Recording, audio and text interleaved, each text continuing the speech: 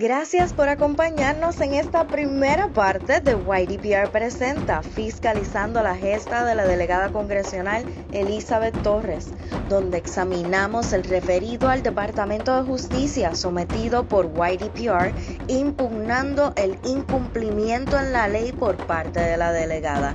Hasta pronto. Saludos, les habla Elisa Muñoz, presidenta de los Young Democrats of Puerto Rico. Le damos la bienvenida a nuestra segunda edición de YDPR Presenta.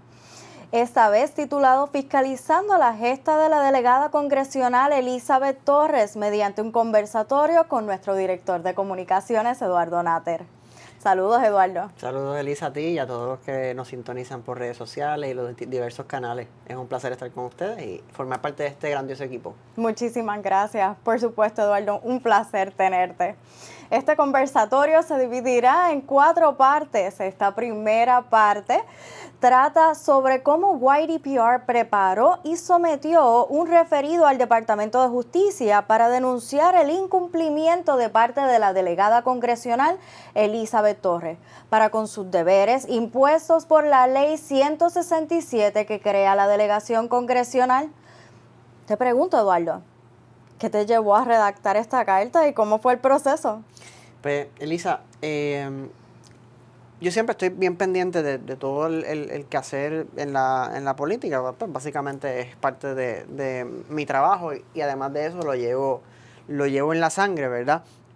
Se dieron una serie de noticias en donde la delegada Elizabeth Torres publicaba videos en redes sociales o salía en diversos medios, ya sea de periódicos o los canales de televisión, donde ella estaba haciendo expresiones que iban en contra de lo que yo creo como estadista y las funciones para las cuales ella fue electa. Básicamente puedo mencionar 3 ejemplos y se incorporaron como parte del referido que hicimos como organización. Por ejemplo, el 14 de agosto de 2021, en un video que publica ella en sus redes sociales, ella expresa que fue electa como delegada congresional para trabajar por la estadidad, pero que además fue electa por un sector que quiere un Estado conservador. Eso no hay problema, hasta ahí. Estamos bien porque cada cual tiene su derecho a ser conservador, a ser liberal, a ser de centro, a hacer lo que quiera dentro del espectro político. Y eso no tiene nada que intervenir con la búsqueda o la consecución de la estadidad. Pero ahí no paró. Dice en ese mismo video que ella no fue electa para abandonar la lucha en contra de la perspectiva de género, básicamente, que es más importante que la lucha por la estadidad. Y ahí pues empezamos a tener un problema.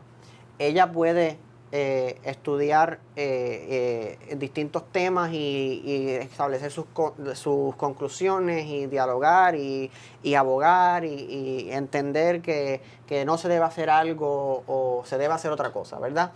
Pero ya cuando tú subordinas la función que se te delegó, que es abogar estrictamente por la estadidad, y la subordinas a otros temas, pues estamos entrando en unos primeros conflictos con la ley, que te especifica unos detalles bien concretos que pronto los vamos a elaborar. Segundo, el 24 de agosto, también en un video publicado por redes sociales, dice lo que ellos quieren, entiéndase básicamente sus detractores o las personas que no están afín con ella en cómo ella está ejerciendo sus funciones, es que yo me levante y hable de estadidad, me acueste con estadidad y que haga estadidad y no. Yo tengo otras prioridades. Nuevamente enfatiza que su prioridad principal dentro de sus funciones como delegada no es la estadidad, son otras cosas que por lo que se entiende son cosas locales, temas como la perspectiva de género, que nuevamente no hay problema con que ella abogue por lo que ella cree localmente, pero ella sí tiene una función como delegada que tiene que ejercer. Luego, el 14 de septiembre, pero esta vez en una entrevista radial, expresó que el que pensó que la delegación iba a traer mágicamente la estadidad, eso es falso. Eso también es un espejismo que creó el Estado para seguir avanzando la agenda del PNP. Usted es parte de un cuerpo electo por un pueblo que te eligió y eres un funcionario que responde primero a un deber de ley y segundo, pues definitivamente a ese pueblo que te eligió y le estás diciendo a ese pueblo que la delegación es un espejismo que creó el Estado. Entonces, las preguntas que inmediatamente nos hacemos es, ¿por qué está ahí?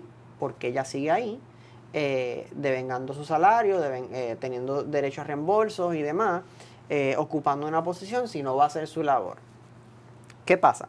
Pues ahí viene la segunda parte del proceso, que luego de ver ese marco fáctico, entramos a investigar qué es lo que dice la ley y qué mecanismos tenemos para atender este problema que tenemos con una delegada que no está cumpliendo con sus funciones.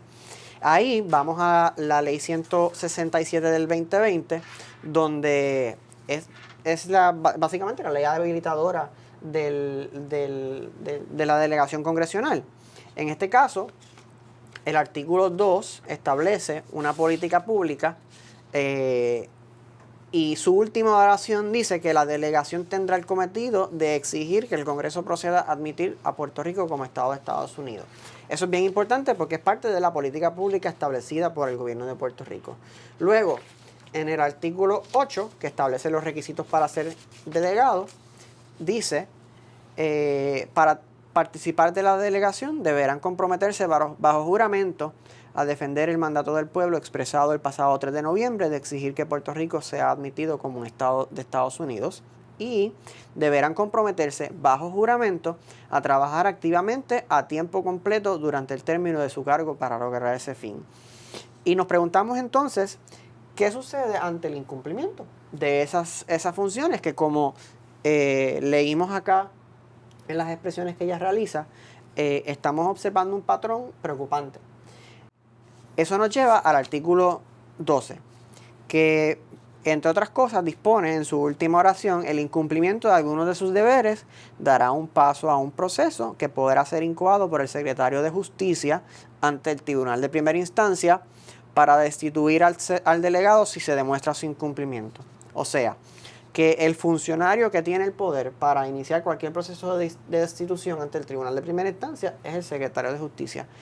Eso nos crea básicamente el embudo de que nos dice con quién único podemos hacer el señalamiento de manera oficial es ante el secretario de Justicia para que él tome conocimiento de la situación, haga su investigación, haga el trabajo de rigor o pertinente y determine si sí o no procede iniciar ese proceso de destitución de la delegada ante el incumplimiento de sus deberes. Yo personalmente, Elisa, creo que hemos llegado a un punto en nuestra sociedad puertorriqueña en donde nos gusta hacer las denuncias y hacer los juicios y hacer todo en las redes sociales y mantenernos en las redes sociales. Pero no, no debería ser así.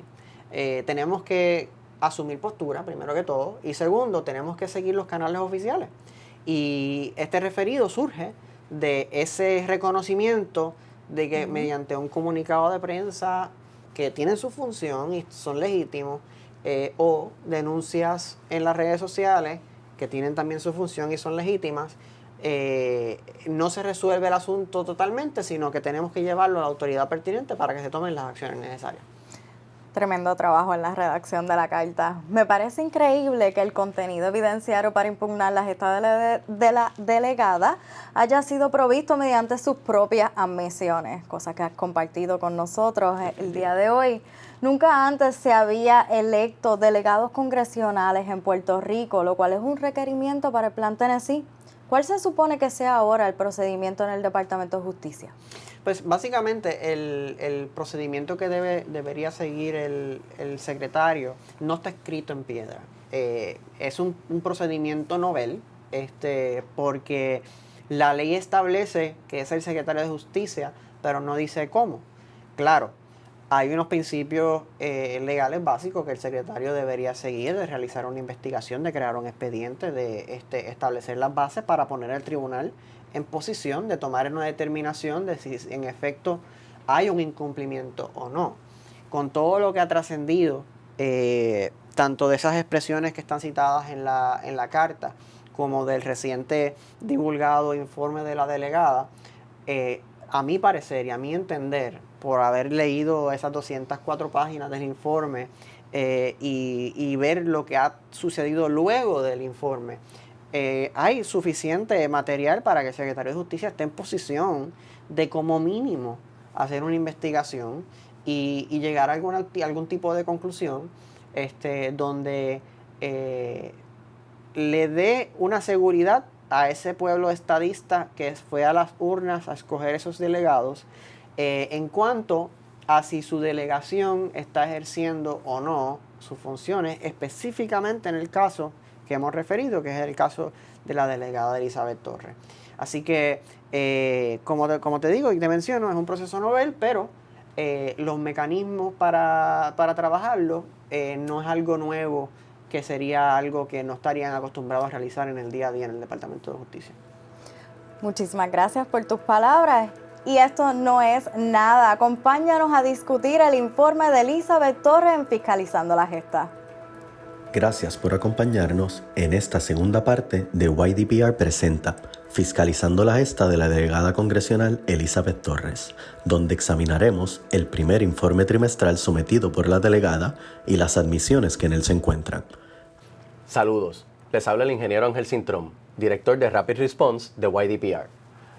Les damos la bienvenida a esta segunda edición de YDPR Presenta, esta vez titulado Fiscalizando la Gesta de la delegada congresional Elizabeth Torres, un conversatorio con nuestro director de comunicaciones, Eduardo Natter. Saludos, Eduardo. Saludos, Ángel, a ti y a todos los que nos ven a través de las redes sociales y los distintos canales. Te agradecemos mucho tu presencia. Nada, vamos a brincar derechito al tema. Hablemos un poco sobre el informe sometido por la delegada. Este informe fue emitido para constatar su gestión en los últimos 3 meses. Primero que todo, ¿por qué 204 páginas en el primer informe trimestral, o ¿verdad? Cada 90 días, como dice la ley, de cerca de 15 informes que se supone que rindan el cuatrenio? Cuando uno entra a lo que es la sustancia del informe, el informe puedo resumirlo en 4 puntos principales. 1, resaltar su imagen. 2, minar la confianza de la delegación, específicamente con todas las expresiones que hace criticando tanto la ley habilitadora como los demás miembros y básicamente pues todas las gestiones que ella infructuosamente ha tratado de hacer y que ha tratado de, si podría decirse, imponer sobre los demás compañeros, estableciendo sus criterios personales. Como ya bien dije, las críticas a los demás delegados, entonces las publicaciones de comunicaciones entre delegados y ella, que pues tristemente no debería haber sucedido, de que ella haya publicado comunicaciones internas de la delegación, en esencia como chisme, diría yo. Sí, no, definitivo. Se siente un poquito traicionar la confianza de sus compañeros delegados y compañeras delegadas y de su labor, ¿no? De cierta confidencialidad y de cierta pues, integridad. Bueno, ya habiendo establecido entonces que, según lo que tú me cuentas, ¿verdad? Parece que haber sido un poquito self-serving este último informe. Te pregunto, ¿qué admisiones contiene este informe que puedan darnos una idea sobre el enfoque del trabajo de la delegada en estos últimos 90 días? Claro, el informe es bastante revelador en ese sentido, porque contiene una serie de planteamientos o de admisiones, como tú muy bien mencionas, que minan la confianza que le debe tener el pueblo al trabajo que ella debería estar haciendo. Como por ejemplo, acá tengo copia del informe.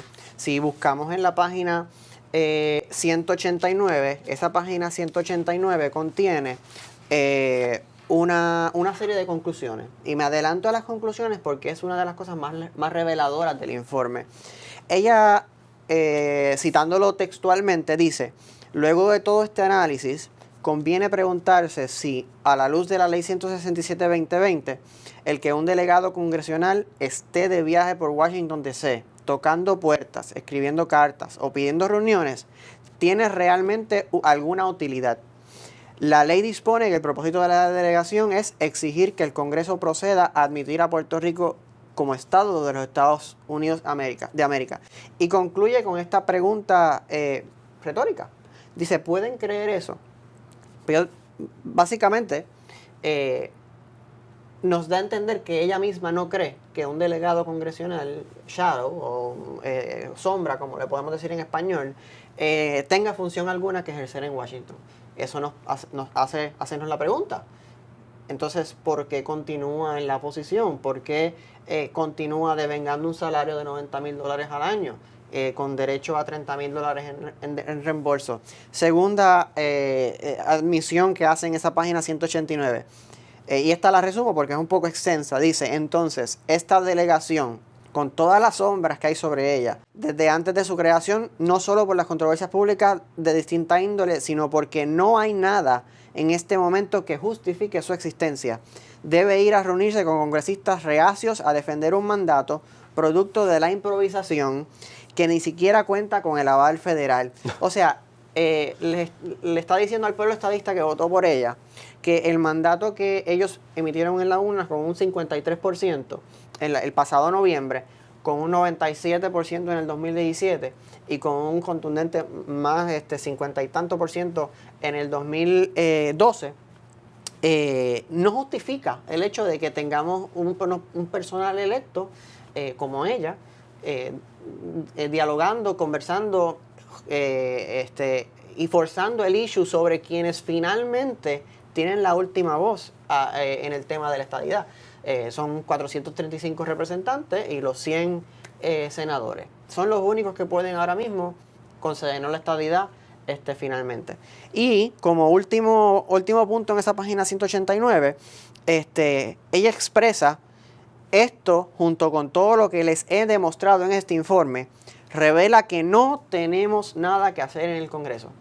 Si no tenemos nada que hacer en el Congreso, pues ¿para qué continúa en su posición nuevamente? ¿Para qué continúa devengando el salario? ¿Para qué continúa teniendo derecho a los reembolsos? Y finalmente, esto va en contra de todo lo que significa la lucha por la estadidad, porque la lucha por la estadidad tiene un epicentro. Sí es Puerto Rico en cierto sentido, porque aquí tenemos que elaborar nuestro plan y demás, pero el epicentro es el Congreso. No hay otro lugar donde podamos obtener la estadidad. La cláusula territorial así lo determina y así se ha hecho desde que se admitieron los primeros estados luego de las 13 colonias. Y según los Northwest Ordinances, ¿no? Luego es que claramente el Congreso, quien tiene la palabra, de hecho, se le abroga la autoridad al presidente a firmar las cartas de admisiones, si no me equivoco, para Hawái. Eso es algo de Ike, pero antes los presidentes ni siquiera tenían que avalar, porque la última palabra, en efecto, se supone que la tenga el Congreso. Definitivamente. De admitir. Es un poder delegado por la Constitución al Congreso, donde no implica expresamente una interacción del presidente, pero sí se le incluye, claro, se le ha dado deferencia, la deferencia al Ejecutivo. Pero sí es extremadamente lamentable que plasme estas expresiones en un documento que se supone sea un informe al gobernador, porque esto no es un informe o un documento que es para cierto público o cierta, no, es un informe al primer ejecutivo de Puerto Rico, al gobernador, donde se supone que ella exprese lo que ha hecho, los planes futuros y demás, en este tiempo que ella lleva desde que se juramentó en julio. Además de eso, en las páginas 139 y 140 del informe, ella hace otras expresiones que yo encuentro en lo personal bastante lamentables. En primer lugar, llama al plebiscito 2020 como un gancho político. Expresa que es un plebiscito sin el aval federal, pero lo proyectan como el mandato popular definitorio. Además que esta consulta fue un acto político desesperado para movilizar a los estadistas a acudir a las urnas. Es importante que destaquemos que, como es conocimiento público, En este plebiscito la estadidad sacó el 53%, el 52.52%. El gobernador estadista que tenemos en Fortaleza sacó un 30 y tanto por ciento. La diferencia es de un 20 y tanto por ciento. Por consiguiente, hubo estadistas, hubo no estadistas que votaron bajo el sí a la estadidad. O sea que eso derrota la premisa errada que ella está estableciendo. Y además va en contra de todo el mensaje nuevamente que el movimiento estadista ha tratado de establecer a través de más de 120 años de la lucha por la estadidad que llevamos. Además de esto, sobre la ley 167 que crea la delegación, dice, se hace creer, mediante esta ley, que el resultado del 52% a favor de la estadidad es uno concluyente y que por ello hay que crear una delegación congresional que lo haga valer en el Congreso. La creación de una delegación envía un mensaje erróneo de que la estadidad puede ser otorgada, como en el caso de otros territorios que han tenido delegaciones en cualquier momento. Esto genera una falsa expectativa en torno al alcance de la delegación y sobre la cercanía de la estadidad. Este plan de la delegación no surge de un vacío, o sea, hay un precedente histórico que data de 1796, de cuando el estado de Tennessee, en ese momento el territorio de Tennessee, luego de peticiones tras peticiones de estadidad, no le otorgaban la estadidad. Y ellos dijeron, vamos a enmendar nuestra constitución local y vamos a establecer que somos el estado de Tennessee. Y al amparo de esa constitución, eligieron unos delegados al Congreso y los enviaron a exigir sus oficinas y a exigir su espacio. La delegación sí tuvo su éxito y se le otorgó la estadidad a Tennessee en 1796. Y de ahí en adelante, desde 1796, estamos hablando de que todos los estados que lo han hecho han dicho que han ejecutado el Plan Tennessee. De ahí nace el famoso Plan Tennessee. Exactamente, el Plan Tennessee. Y ella es parte, ahora mismo, de la nueva iteración del Plan Tennessee, que es Puerto Rico siguiendo esa línea y ese precedente histórico que han seguido muchos otros estados para obtener estadidad, enviando delegados congresionales shadow, como parte tanto de la Cámara como del Senado. Finalmente, en la página 140, lo que ella cataloga como la delegación, todo un embeleco, dice, junto a la demócrata de extrema izquierda, busca censurarme y expulsarme de la delegación por decir la verdad sobre algunos líderes dentro del PNP, la delegación y la estadidad. Si todo lo que ella ha dicho en este informe lo tomamos como si fuera la verdad, la realidad es que la lucha de la estadidad es inexistente y no debería continuar. Así que es triste que alguien que el pueblo estadista, o por lo menos un sector del pueblo estadista, escogió como una delegada al Congreso, específicamente a la Cámara de Representantes, ahora, luego de haber comenzado sus funciones, evidentemente no ha hecho nada y ha derrotado con sus palabras la posición para la que fue electa. Verá, Eduardo, entonces, por lo que yo entiendo, no tan solo ha derrotado y está, ¿verdad?, siendo contraproducente para lo que fue electa, sino que por sus propias admisiones y por las citas que tú me acabas de leer aquí, que acabas de compartir aquí, ella misma, la delegada, no creía en la estadidad o en esta manera de lograrla, pero entonces ella recogió endosos, ella se postuló, ella fue electa, ella juramentó, y a todas estas nunca creía, ¿verdad?, según sus propias admisiones, que esto iba a servir de algo o que esta era la manera correcta. Quizá, ¿verdad? No podemos decir si sabía o no, pero respetando el precedente del Plan Tennessee, o sea, sabiendo que pues una manera válida de defender la estadidad, ella nunca le abrogó esa autoridad a este proceso, nunca lo respetó y hizo todos los pasos para convertirse a parte. Entonces, ¿por qué? ¿Por qué habrá entonces ella hecho todo este trabajo y exponerse a todo esto, ¿verdad?, al mundo de la política, por algo en lo cual ella no cree o por algo en lo cual ella no está dispuesta a defender? Es bien importante el planteamiento que traes a la mesa, Ángel, porque yo, en lo personal, dudo que unos cuestionamientos tan serios sobre la validez de los plebiscitos, sobre la validez de la ley 167, sobre la validez de enviar personas a Washington, puedan surgir de un día para otro. Yo dudo que en un mes, o 2 meses, o 3 meses que ella lleva en el puesto, ella haya llegado a todas estas conclusiones sin haberlas pensado antes. Puede suceder, pero en lo personal, considerando que una persona evoluciona en sus convicciones y en sus creencias a lo largo de un tiempo, no es que hoy yo me levanté y pensé, soy demócrata y mañana soy republicano, eso no sucede así, eso es un proceso que uno lleva, pues nos lleva a que tenemos que hacer el cuestionamiento de que ese momento importante cuando ella juramenta. Ella juramenta inclusive ella hace mención y transcribe literalmente el juramento que ella presta, donde lo voy a leer básicamente. Dice: juro solemnemente que mantendré, apoyaré y defenderé la Constitución de los Estados Unidos y la Constitución y las leyes del gobierno de Puerto Rico contra todo enemigo interior o exterior, que prestaré fidelidad y adhesión a las mismas, que defenderé el mandato del pueblo de Puerto Rico expresado en las urnas el pasado 3 de noviembre de 2020 de exigir que Puerto Rico sea admitido como un estado de Estados Unidos, y que trabajaré activamente a tiempo completo durante el término del cargo para lograr ese fin, y que asumo esta obligación libremente y sin reserva mental ni propósito de evadirla, y que desempeñaré bien y fielmente los deberes del cargo que estoy próximo a ejercer. Así me ayude Dios. Eso fue su juramento el 1 de julio de 2021 en la Fortaleza.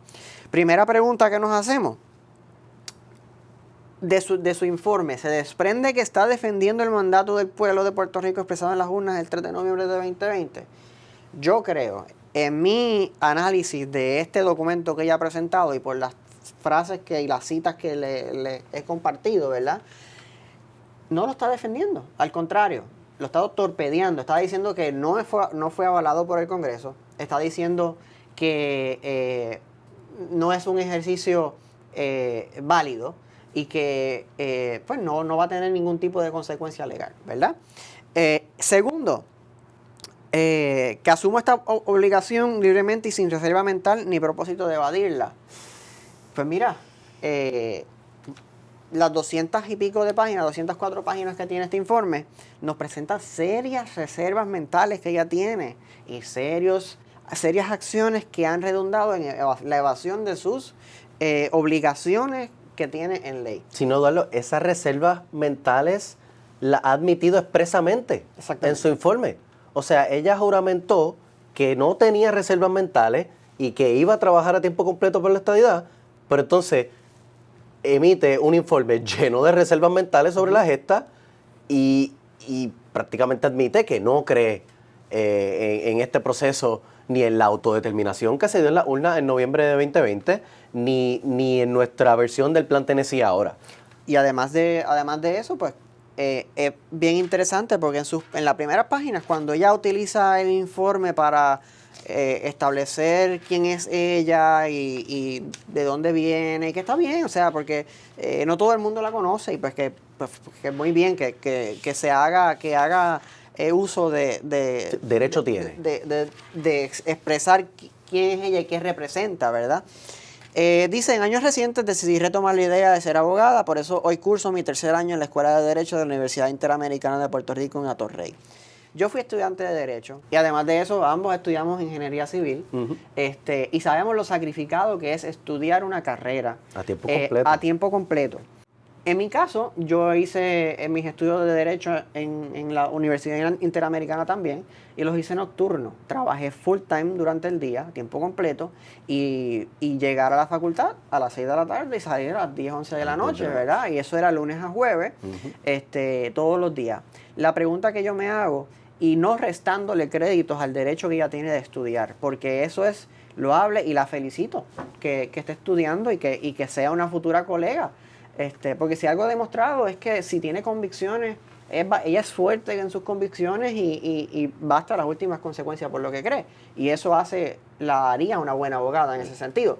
Pero la pregunta que yo me hago es entonces, ¿cómo tendría el tiempo para ejercer ese cargo a tiempo completo cuando los estudios presenciales en las facultades de Derecho les requerirían que esté presente aquí de lunes a jueves por lo menos, porque dudo que pueda tomar un vuelo por la mañana para una reunión y después regrese para tomar las clases? Eso está bien difícil. Y además, el tiempo no cuadra. No. O sea, no, hacer la matemática de las horas que hay disponibles, los vuelos que pueden haber disponibles, no hay forma de que eso suceda. O sea, se puede inferir entonces que con uno de los dos está incumpliendo, no sabemos con cuál de los dos, pero no se puede reconciliar el ser estudiante a tiempo completo y ser un delegado a tiempo completo, porque es que no hay tiempo. Exacto. Para ambos. A diferencia de nosotros, que estudiamos Nocturno, yo también estuve 4 años en la UPI. Pues a diferencia de nosotros que estudiamos nocturno, nosotros no teníamos un deber en ley, un salario público, Claro. que nos obligara a estar haciendo otras cosas en horarios de clase. Eso es definitorio en este caso, y es algo que se debería examinar. Nuevamente, no hay nada malo con que esté estudiando. Es loable que lo haga, que quiera ser abogada y que defienda las causas en derecho. Pero aquí estamos hablando de una ley que que tiene unos requisitos, y que ella sabía de esos requisitos de antemano, y que debía haber puesto en una balanza responsablemente una cosa o la otra. Porque en estas circunstancias, responsablemente en ley, ambas cosas no son reconciliables. Bienvenidos a esta tercera parte de YDPR Presenta Fiscalizando la Gesta de la delegada congresional Elizabeth Torres, donde examinaremos la ejecutoria y desempeño de la delegada a la luz de sus acciones y declaraciones. Eduardo, ahora queremos entrar en la ejecutoria de la delegada hasta el momento. Ella ha expresado abiertamente que la estabilidad no es su prioridad, aun cuando decidió aspirar a un rol cuya prioridad es luchar por la estabilidad para Puerto Rico. ¿Cómo podemos evaluar su ejecutoria cuando abiertamente se aleja de la misión para la cual fue electa? Viendo el informe que ella presentó, que básicamente el marco donde uno podría establecer algún tipo de evaluación, dado que uno no es omnipresente y uno no puede estar en todos los lugares y uno no puede enterarse de todo lo que hay, pues desafortunadamente tengo que decir que es deficiente, por no decir otras palabras quizás más fuerte, porque en la lucha por la estabilidad, que es tan importante para la gran mayoría de los puertorriqueños, y que el movimiento estadista es el movimiento ideológico mayoritario de Puerto Rico, eso es algo que tiene que tener prioridad número 1 cuando tu función es eso. Dado lo que ella plasma en ese informe, que va desde riñas con otros delegados,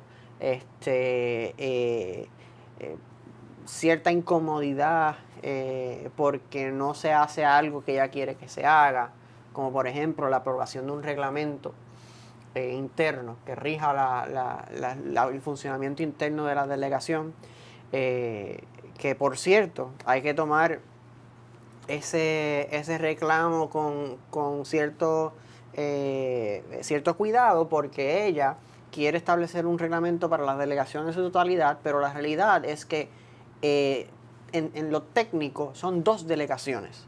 ¿Por qué? Porque hay 4 personas que son adscritas a la Cámara de Representantes, son shadow representatives, y hay otros 2 que están adscritos al Senado.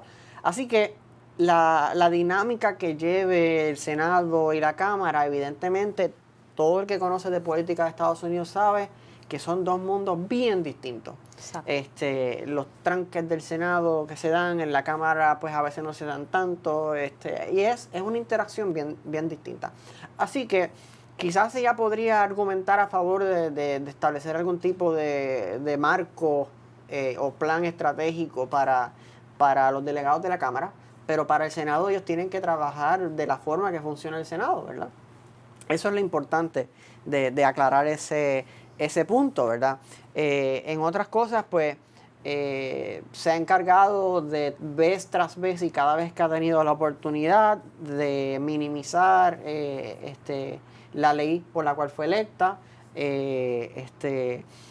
minar la confianza en la delegación, hablando despectivamente o diciendo cosas que no debería estar diciendo otros delegados.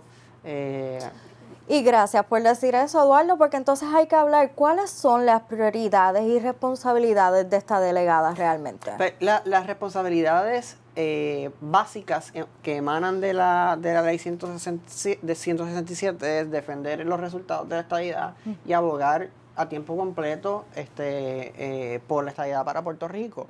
Eso es una síntesis y de ahí emana todo lo demás. ¿Qué pasa? Como no está escrito ningún tipo de ruta de acción, porque la realidad es que la estadidad para ningún estado ha tenido una ruta específica. Eso lo establece el Congreso y el Congreso te puede otorgar la estadidad en un día como te la puede otorgar en 100 años. Eso es caso a caso y hay que establecer estrategias de cómo trabajarla. Pero es bien interesante este asunto porque la delegada Elizabeth Torres propuso un reglamento, formó parte del documento que ella entregó llamado informe. El artículo 6, que ella titula Deberes y Funciones, que está incluido en la página 78, hay cosas que emanan de la ley, y eso está perfecto. Ella sí incluye trabajar activamente a tiempo completo durante el término de su cargo, comparecer ante el Congreso, la Casa Blanca, agencias federales y tribunales para expresarse en relación con la misión de Puerto Rico como un Estado de la Unión. Que aclaramos que prácticamente no va y no puede. Exactamente.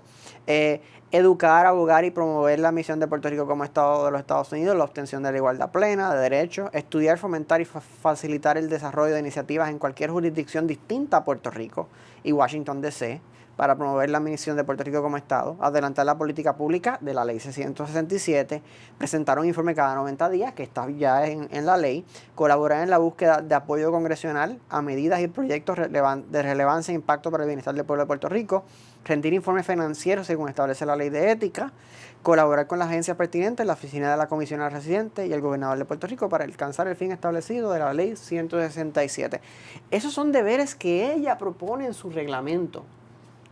Pero lo interesante de todo esto es que esos mismos deberes son los que ella ha incumplido y en ningún momento ella ha demostrado que ha hecho, salvo el informe que contiene mucho más allá de lo que debería contener en algunos aspectos y le falta demasiado en otros aspectos. Pues no lo ha cumplido porque no se desprende que no haya comparecido al Congreso o a la Casa Blanca, agencias federales y tribunales. Y así podemos ir por cada uno de los puntos que ella misma expuso en ese reglamento propuesto.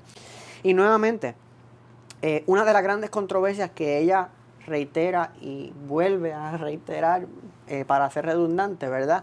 Es que no le aprobaron el reglamento. Hay que ver, y alguien si puede contestarlo, que yo creo que va a ser en la negativa, si la delegación de Florida o la delegación de California o la delegación de Texas tienen un reglamento interno para funcionar como representantes o senadores en el Congreso. Yo entiendo que no.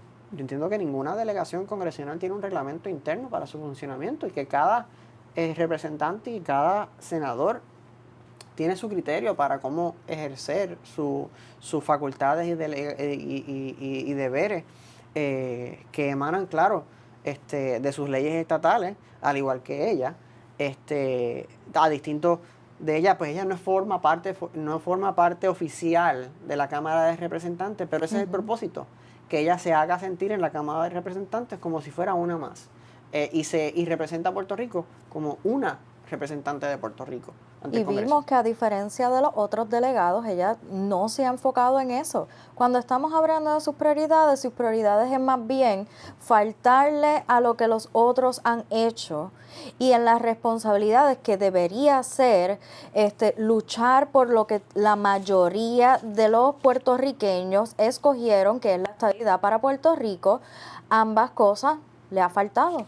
Definitivamente. No ha podido cumplir con sus prioridades y sus responsabilidades y por eso es que estamos aquí fiscalizando la gesta. Claro que sí. Y es desafortunado, no quisiéramos estar en esta posición. ¿Por qué? Porque se trata de nuestro ideal estadista, que nos define ya como parte de la política puertorriqueña, esta lucha entre un estatus o el otro, ¿verdad? Y que hemos llegado a un punto histórico donde podemos decir sin temor a equivocarnos que somos el movimiento mayoritario en Puerto Rico. Exacto. Y entonces, como jóvenes demócratas, tenemos que decir, ¿cómo vamos a definir a la delegada en el ámbito político nacional? ¿Demócrata? ¿Republicano? ¿Qué nos dicen? Definitivamente es una republicana conservadora.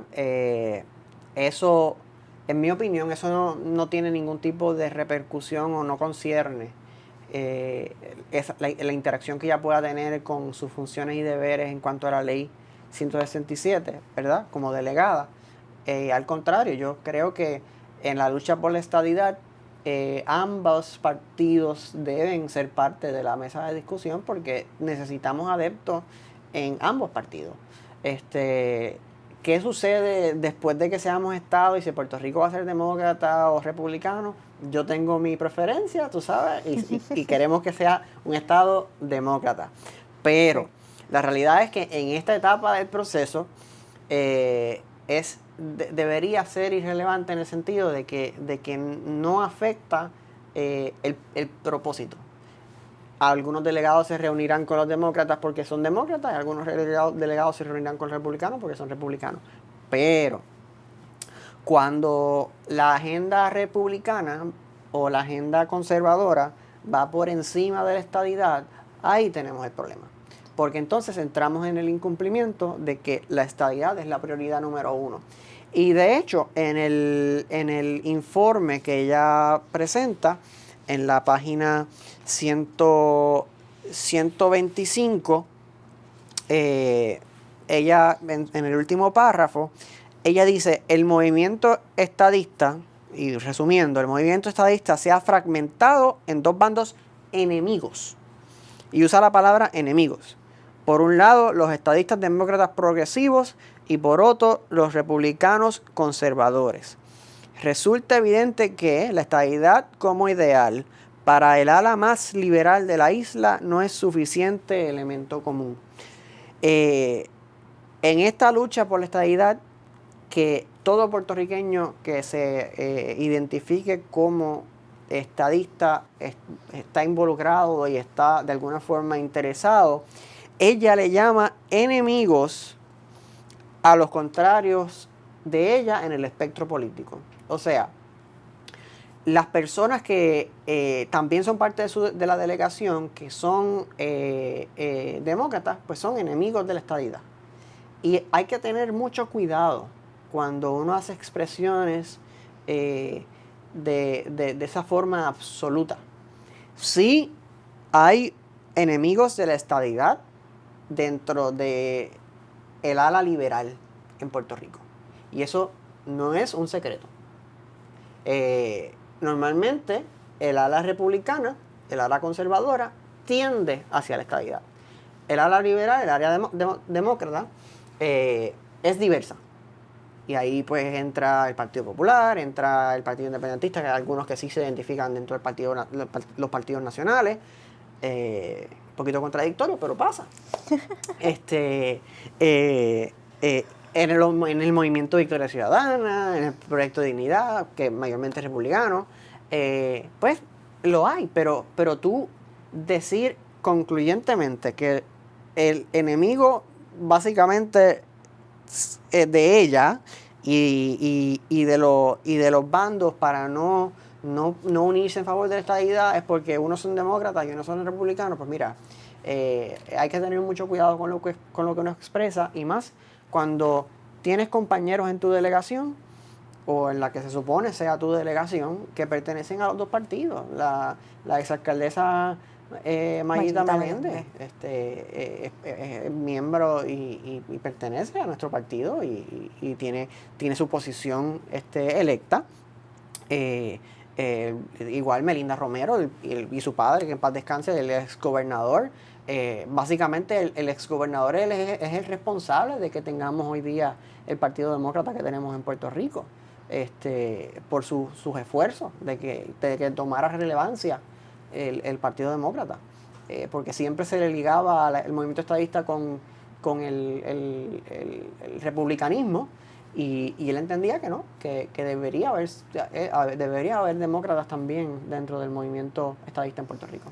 Muchísimas gracias, Eduardo. Ya habiendo hablado sobre el ámbito político nacional, hablando de la necesidad de igualdad, hablando de las faltas que han habido al pueblo de Puerto Rico, tenemos que entrar en esa última pregunta. ¿Qué podemos esperar de la delegada en los próximos 90 días? Si una cosa la delegada ha demostrado es cierto grado de predecibilidad. Básicamente a todo el que se le cruce a su fin, o le hace un video, o le hace un tweet, o hace alguna denuncia pública, y esa es su forma de operar. Cada cual pues asume sus responsabilidades, ¿verdad? Lo hace en su tiempo, y pues eso es lo que ella entiende que debe hacer. Pues yo creo que dentro de los próximos 90 días podemos esperar más de lo mismo. Pero yo voy a modificar un poquito la pregunta para decir qué deberíamos esperar. Muy bien. ¿Por qué? Porque yo lo que esperaría como estadista es que, número uno, como mínimo, si tan mala es la ley 167, si tan mala es la delegación congresional, si es, bajo sus propias palabras, corrupción legal, si tiene todas estas fallas, si el reclamo de la estadidad ya no es legítimo porque no fue avalado por el Congreso, dicho por ella misma, pues mira, renuncia. Deja la posición a alguien que esté dispuesto a trabajar activamente por la estadidad a tiempo completo y a ejercer las funciones para la cual eventualmente esa persona sea electa. Hay personas interesadas en la posición, siempre las van a ver. El pueblo debería tener el derecho, ya que ella entiende y tiene estas serias reservas de que, mira, yo me he hecho a un lado porque la realidad es que sigue devengando $90,000 al año de fondos públicos, que la única, y en mi opinión, el único fundamento, aparte de la ley 167, que justifica ese salario en términos constitucionales, porque la Constitución es bien clara en cuanto a que los fondos públicos se utilizan para fines públicos. Exacto. Es que ella promueva esa política pública a favor de la estadidad. ¿Por qué? Porque ya el Tribunal Supremo se expresó en un caso reciente de las elecciones pasadas, en donde dice, primero que todo, se impugnó la validez del plebiscito del día de las elecciones, y el tribunal dice, no, la erogación de fondos para la celebración del plebiscito es legítimo. ¿Por qué? Porque hay ya unas 2 consultas, en ese momento habían 2 consultas adicionales donde la estadidad había sido favorecida por la mayoría del pueblo. Por lo tanto, hay un mandato expreso del pueblo para que se promueva el ideal estadista, y eso es lo que fundamenta el que se pueda gastar dinero público para promover el ideal estadista. No se trata de partido político, no se trata de visión política, se trata de promover específicamente el estatus político de Puerto Rico, la resolución de este estatus mediante la estadidad y que todo lo que emana de eso, como consecuencia lógica de esa decisión del tribunal, estaría validado como un uso de fondos públicos legítimo, porque es para conseguir y lograr una meta que ya el pueblo avaló 3 veces en la urna. Excelente, Eduardo. Pues como nosotros ponemos acción donde ponemos la palabra, le invitamos a todo el mundo a que siga sintonizándonos para Fiscalizando la Gesta, donde dialogaremos un poquito más sobre qué viene. Le damos la bienvenida a esta cuarta y última parte de YDPR Presenta, Fiscalizando la Gesta de la delegada congresional Elizabeth Torres, donde examinaremos los pasos a seguir para hacer valer el reclamo a la justicia y exigir consecuencias ante el alegado incumplimiento. Bueno, Eduardo, ya habiendo sometido este referido, ¿cuáles son los pasos a seguir para que se haga valer este reclamo ante el Departamento de Justicia? Bueno, como podemos decir, la bola está en la cancha del secretario de Justicia. Es el secretario de Justicia el que puede ordenar el inicio de alguna investigación, recopilar más información y hacer todos los procesos administrativos necesarios para establecer, diría yo, con algún expediente o lo que sea necesario para que se proceda con lo que provee el artículo 12 de la ley 167, que es básicamente radicar un recurso ante el tribunal de primera instancia. ¿Qué pasa?